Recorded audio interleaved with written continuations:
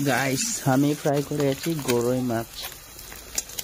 তো গরই মাছ ফ্রাই করে আছি। তো আজ গরই মাছ ফ্রাই আর তোর বনবে যার লগে লাই শাক।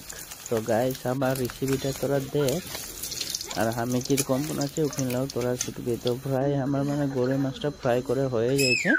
তো বেটিও বলে আমার লগে অলপমান লাগিয়ে দিবে। তো লাই শাক গিলা মানে বালতি মধ্যে যাই ধুই আছে। তো লাই শাক আর গরই মাছটা বনাবো।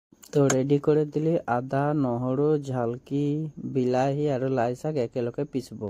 তো পিসে হয়ে যাইছে। এখন তোর এটা পিসাটাকে আমি তেলে ঢালবো আর মাছ ফ্রাই করা তেলটাই দিয়ে করে একে ধুনিয়াকে এখন মানে ভাজতে লাগবে ধুনিয়াকে।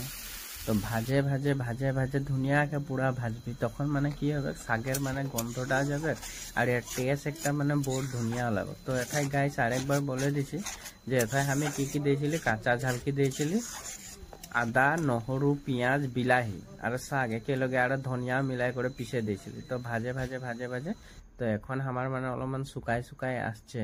তো তোরা দেখা পাচ্ছি কালারটাও কি ধুনিয়া হয়ে আছে মানে লাই শাকের কালারটা একদম মানে ধুনিয়াকে।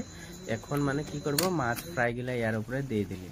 তো মাছটা ফ্রাইটা দিয়ার লগে লগে মানে হিলাই হিলাই হিলাই হিলাই মানে ইয়াকে মানে শুকাই দিতে লাগবে ধুনিয়া একদম লটর পটর হয়ে যেতে লাগবে মানে তখন মানে ইয়ার মানে খাই করে দেখবি তোরা কিরকম লাগছে আমার রেসিপিটা। তো এই যে আমার ফাইনালি এখন মানে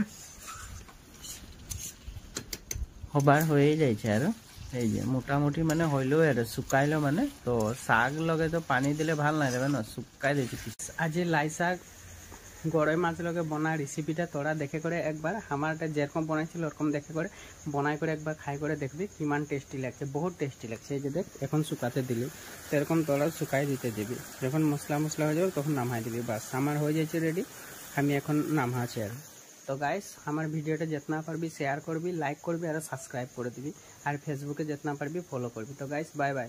গরই মাছ আর লাই শাক খাই দেখবি একবার।